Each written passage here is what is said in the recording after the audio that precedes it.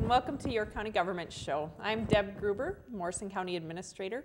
It's been a while since we've joined you, and I'm glad we're back. And we've had a lot of changes the last year, and one of them being we have hired Kathy Marshik as our new Veteran Service Officer. Welcome to the show. Well, thank you. It's good to have you. You've been in the job now since last April. Is that when you started? May 27th, actually. Okay, yes. all right. Well, we met you last April, maybe when we started the interview process. Right. So, tell us a little bit about yourself, what your background is, and what you've done prior to coming to Morrison County. Well, my experience, I grew up here in Little Falls, so lived here my whole life and lived on a great dairy farm, which was really exciting. And you learn a lot. So. You actually do.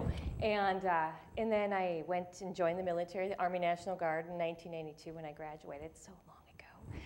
And after that, I came back and started working at Camp Ripley as a full-time federal technician employee. And then a few years later, I was active duty guard, worked there for several years, and then went to Central Lakes College and worked at the Veterans Resource Center there as the director, and then retired out of the Army National Guard in 2013.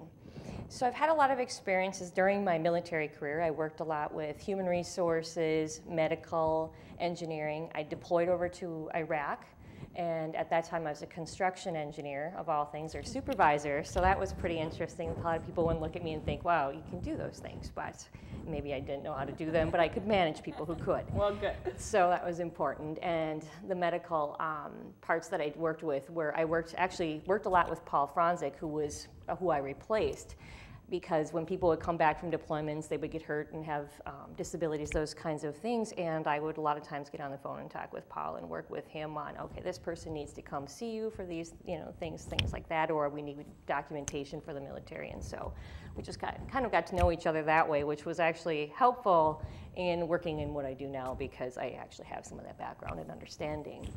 I also attended Central Lakes College back when I first started at Camp Ripley and got a degree in management, and then later on went to Concordia in St. Paul, Minnesota, and did another degree in communications, did a lot of psychology and mental health type classes in that because I was interested in that type of thing, which is also very beneficial in what I do today. And then later on, in the last 2013, graduated with my master's degree in business administration. So, been a busy lady. I've got 2 children and a husband, and so I also understand the family aspect of when you're in the military and trying to balance all those things, returning from deployment, how that feels. So, it's been quite a busy life, but that's me in a nutshell. Good, and I think all of those experiences, each somewhat unique in their own regard, and they've all brought different aspects to your career development, I think make you so good at what you do. You're able to kind of take all of those things, like a family career, all of that balancing act, obviously the military, everything together to help serve those that are coming back and need your assistance. So it's a great set of skills, and it's been noticed and appreciated. So well, thank you. We're glad to have you. What made you interested? What made you put in that application for the Veteran Service Officer position? I think after returning from deployment and several years later, as I started having some issues myself with PTSD from some experiences throughout my military career, I started to realize that people, it was difficult for me, and I just wanted to help people through those processes. I mean, just the parts of getting into the VA healthcare system, filing claims with the VA office, all those things. It was difficult, and there was a lot of struggles along the way. I had retired medically from the military, and so just going through that process takes years, and it's so difficult and stressful for yourself and everybody around you, really, because it's confusing. And I was like, I want to be able to do something where I make this easier for other people and to be able to help them through those processes. So, and just along the way, people would always come to me and ask me for help over the years on a variety of things. So I'm like, maybe this is just my forte. This is what I'm good at, and people just enjoy talking to me. And so I'm like, when that job opened up, I was like, yes, this is exactly what I want. This is the perfect fit. And it's working in my community and things like that. I mean, I enjoyed working at Central Lakes College. It was great, but to be back home, back in Little Falls where I live is just, it's been really a pleasure and joy. And I have everybody that comes in and they either know my maiden speaking name and they know my parents. Are you that Kaczynski girl? You know, how are you doing? Or else they know my parent or my in-laws from peers, and so it's kind of cute. That's pretty neat as well. It is nice to be a member of or help those that you're in the community with. I know I find that fulfilling too. So it is wonderful to work with your friends and family too. Well, and then sometimes too, some people, it's like I know a little bit about them from the military. Maybe I've known them, for the last 20 years, and sometimes they don't want to help themselves as much, but I kind of pull that out of them because I know their personality and how to work with that individual. So that's been useful as well. Great. Tell me about the transition. What has been most surprising in your new job, most challenging, all of those types of experiences the last 8 to 9 months? I expected a lot of our younger veterans to be coming in. I don't see as many of them. I see a lot of elderly. See a lot of Vietnam veterans. I think some of them are just coming and getting help, but probably in the last few years, so you see a lot of them coming in.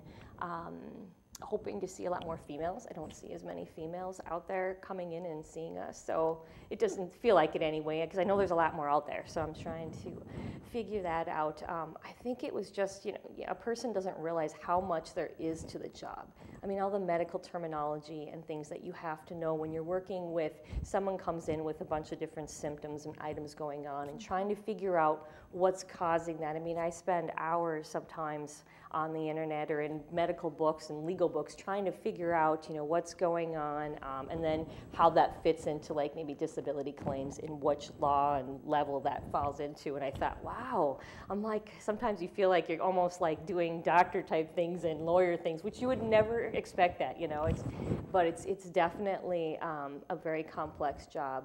A lot of challenges sometimes are just dealing with sometimes you have people with severe mental health issues that are coming in and trying to explain benefits and what they need to do in the processes. That's challenging sometimes because I'm trying to figure out a way that I can make everything easier for them to understand, and so that they follow the correct procedures to get the help that they need. Certainly, and I would imagine everybody kind of accepts that or learns of that information differently, so you're modifying for every client you see and how they are processing that or what their individual situation is and everything. So lots of unique aspects. Yes. Everybody comes in and they'll be like, well, my body's getting this. Well, sometimes our situations are very different, or a different evaluator at the VA looks at someone's hearing loss compared to someone else's, and they evaluate them in a different way. But it's tough for people to understand that we're not all the same. Every single one of us could be entitled to different benefits based off of our income, what our service entailed, so many different things that play factors into what we're entitled to. So that's a very good point. I guess, seeing that, like you said, my friend or my parent or my brother or my relative had a certain benefit, but it's not necessarily going to apply. That kind of leads into my next question. What type of services are offered in your office? What type of benefits are there out there for vets?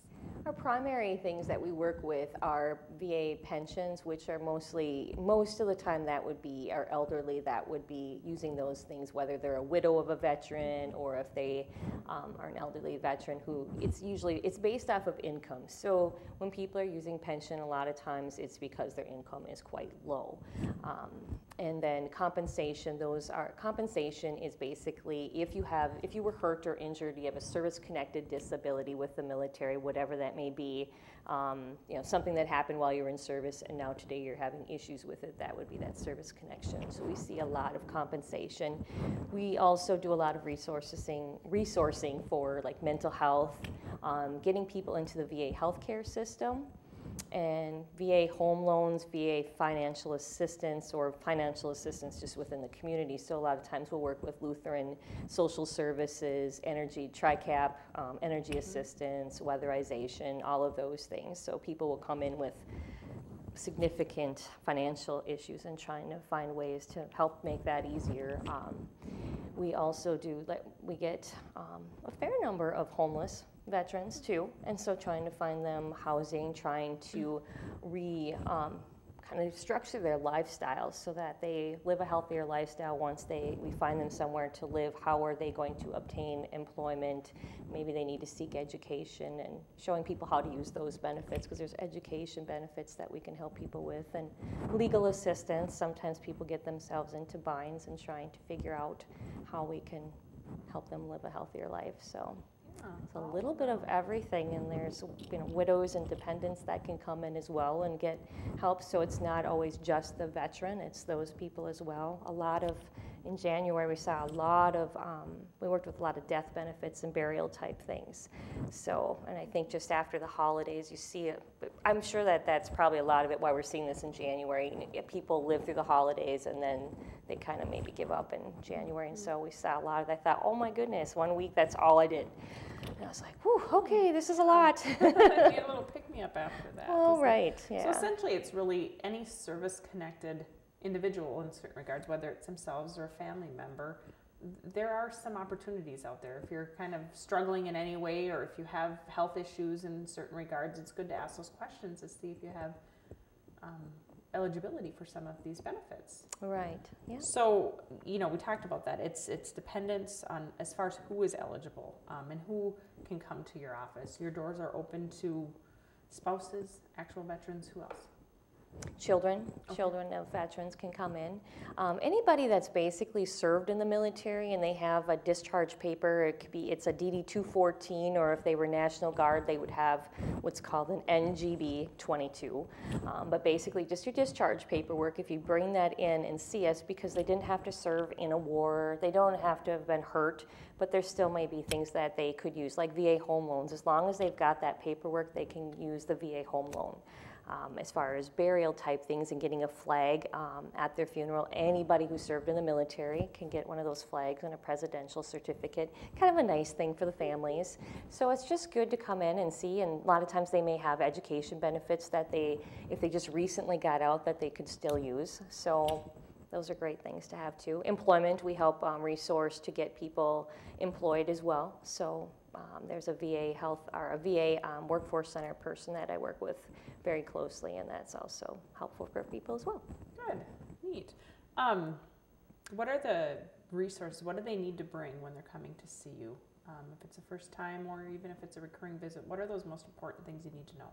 So the first thing the first time they're coming to see me is we need proof of service. So we need that discharge paperwork. So if it's the veteran, it's their paperwork. If it's your father, mother, spouse, or whatever, we need that, because people, a lot of times, sadly, sometimes you have people who will say, I was in the military, and they never served. For whatever reason, you do get that. So, we just need that proof, and then from there, we can start working with those individuals. I'll answer questions and work with people even if they don't have that paperwork with them initially, but I can't do anything to help them until I have something. Where do they get that paperwork if they don't currently have it? If they don't have it, what we can do is we request it from St. Louis, Missouri. Mm-hmm. So we do an online request. It only takes a few minutes. It does take time to get that paperwork, though. It can take up to 2 to 3 months, unfortunately. So it's a waiting process.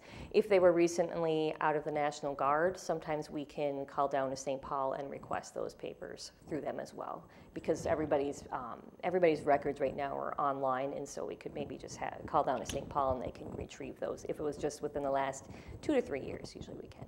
So you don't have to be afraid if you don't have that paperwork immediately. That's also a service that we provide, is helping you get in touch with that, getting the paperwork we need to help further those benefit eligibility determinations. Right, Good. right. And that's important to know. Some people may be, afraid or hesitant to come in if they don't have everything they need, but we can also help you with that. Right. Some people leave and they leave the military. I burned all those things, so that's all right. We can still obtain them. Yeah. Well, and I think that's important to know. You certainly don't want to see people not get those benefits that they have a right to and that are important in their lives just because of some paperwork. It may take some time, but at least it's possible. Good to know.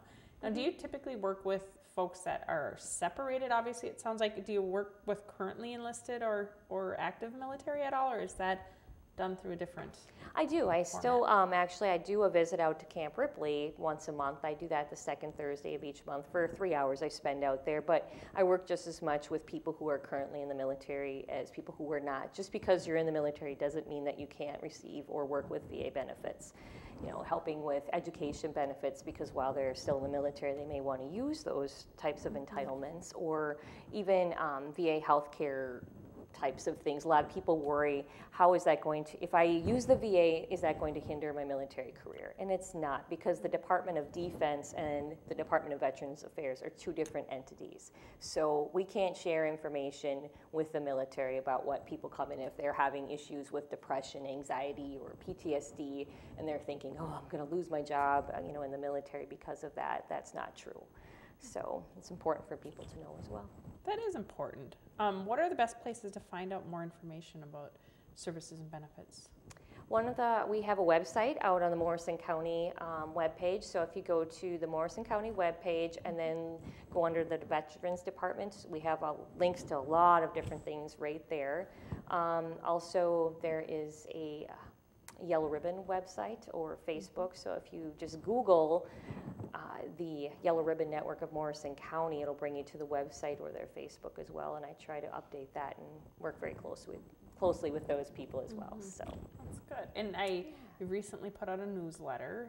So folks, if they want to get on that distribution list, that I imagine just get a hold of the office and we can bring that up to speed. And that was very well done. It's nice to connect and to get some information out there to folks that need to see it. So that was a job well done in that. What's currently happening with the VA? Are there any changes, any new news? Well, we've seen on the news in the last few years a lot of things about poor care at the VA, those kinds of things. And just to rest assured for everyone, and I actually get a lot of great compliments about the St. Cloud and Brainerd VA and also Minneapolis. So I think here in Minnesota, we don't have to worry as much as some of the other states that we're having issues with illegal things happening at the VA or poor care, that kind of thing. I think things are going very well. Of course, like anywhere, once in a while you're going to meet a doctor or have a bad experience. We do see once in a while CMP exams that people, disagree with. Things don't always go as well, but people are human in these systems also, in which things like that happen. So things are going to happen. But one of the things that's come out recently is a lot of people are receiving a card in the mail. It's called the Veterans Choice Card. And with that card, it gets a little confusing because the letter that you get with it doesn't really explain what this thing is for. Okay. And so what's very important is that this card is used only if a veteran cannot get into the VA healthcare system for an appointment within 30 days or lives over 50 miles from their closest VA. And what I've been telling veterans, I go out and talk to service organizations and things occasionally, and I just explain to them that it's not a health insurance card. You can't go in and just use it on your own. If the VA tells you to use it or they set up the appointment for you, then you can use the Veterans Choice Card. But if they don't go take it to St. Gabriel's and think that you're going to get things paid for, because you're going to incur a bunch of bills that you're going to be stuck paying for. So that's been one of probably the most important things that I wanted to get out to people, is that don't touch the card, put it in a safe place until the VA tells you to. Well, and I can see how that can be confusing, because most of us are going to assume that that's eligible to be used anywhere. So, you touched on something. We have a VA facility in St. Cloud and one in Brainerd. We're actually nicely located, at least in proximity to that, where we do have quite ready access to facilities. So that is nice. It's good.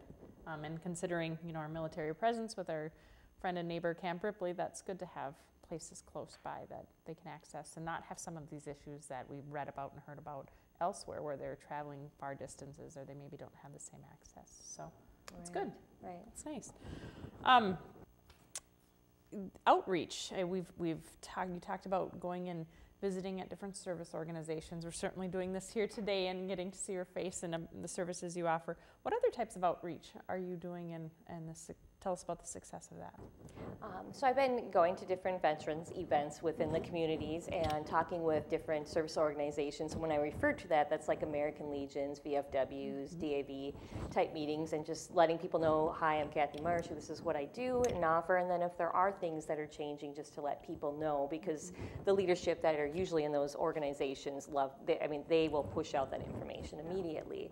I also go out and do some home visits with some of our elderly that can't get out. So So if it's a widow or a veteran, a lot of World War II people are getting older right now, and they're either in a nursing home or they just can't get out of their house. So I will go to their house, and we have a mobile system that the county has provided. So I have a computer, printer, the whole setup where I can go and take care of everything that I would do in my office right there at their home.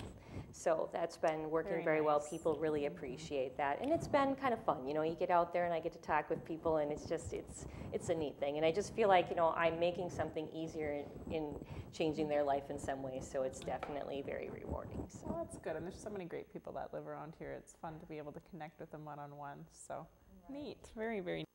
You talked about getting out to Camp Ripley. That's something new that you've started and has been appreciated too, in terms of recognizing that large military presence and partner and getting out there and making yourself available out on their facility as well. So that's been a venture that seems to be working quite nicely. Yes, yeah, it's been going quite. Seen a lot more women have actually come out and talked to me, which is good. I'm trying, and, you know, since I don't see as many coming in the office, I'm like, okay, they need to come in and see me, because I know they're out there. You know, I used to work out there, so I know. Yes. But you know, it's just been a lot of people really appreciate it. It makes things easier. Sometimes they just have a very quick question, or some, you know, I just need to look up something for them, so they don't have to take off hours out of their workday. I can just come right out there and talk with them and stuff. And then I talk with, like, the retiree group. I'm going to be doing that in April, and just sharing a lot of the things that entitlements and benefits that are available to those individuals. So that'll be fun. It's good, and it's so important, and that outreach is so important, just because we can't help if we're not connected with folks. So it's very important. I know the board certainly supported that. We appreciate your efforts that you continue to do with that. Tell me a little bit about the Yellow Ribbon and how that works in the community, what your involvement is with Yellow Ribbon, and how it differs from what you do here at the county. The Yellow Ribbon is a little more, I would say the difference between us at the county and them is that they're a little more family orientated. And they are designed to help families whose families are deployed, is how it initially started. But now it's grown into, we help all veterans. So it's not just if you have a loved one deployed that we would help you. We provide services like helping people find mechanics, finding electricians. A lot of times military families will move to a community and not know anyone. You know, you or I may have lived here for a while, we can find someone, you know, we know who the plumbers are and those types of things, but other people don't. And so providing those services, if people are running into issues with financial needs and things, we can help find resources for them, connect them with family assistance at Camp Ripley or Lutheran Corps Services. Now, it just kind of depends on the situation. We all kind of just work together. There might be things that I offer or family assistance, but the network, we just have a nice, strong presence of our community. We have the mayor, who's now part of our network, and then we have people from the schools figuring out ways also to work with our children. A lot of times the kids are forgotten in military families, and especially after deployments. How does that impact them, and trying to figure out ways to help them and connect them with other children so that they can relate with people that had the same experiences. That is important, I think. So important to make sure that those kids feel supported too in the situation that they're going through, which isn't easy. You know, mom or dad gone for time periods, and that impacts a family unit, I'd imagine. So it's good to provide those resources. And it's good to know also that everybody's working together, and I think that's so important that folks know that you are a member of the Yellow Ribbon Committee. We work with family services at Camp Ripley, that everybody's working towards that same goal of making sure life is as good as possible for those that are serving. Right. It is nice to see. You have help in your office. Luann and Dorothy work there and help run the show. Yes, they are amazing women. They do a phenomenal job. So, I'm very, very fortunate to have such a experienced staff who cares about people, and they just, I can be gone for a day and the world isn't going to fall apart. They take care of it and everything keeps rolling. So it's wonderful. Questions answered, and that's good. Yes. In the work that you do when people need help. So, what are you looking most forward to in the short term and long term? What are your goals for the Veterans Service Office in Morrison County? Well, since I've started, a lot of things that we've been doing is just trying to get on board with kind of technology, bringing things up to speed with getting all of our records electronic, and we're just about done with that entire process. So that's a huge thing. You hear about that everywhere, every medical center, everybody's getting everything electronic, and then making sure you have plenty of backups, those kinds of things.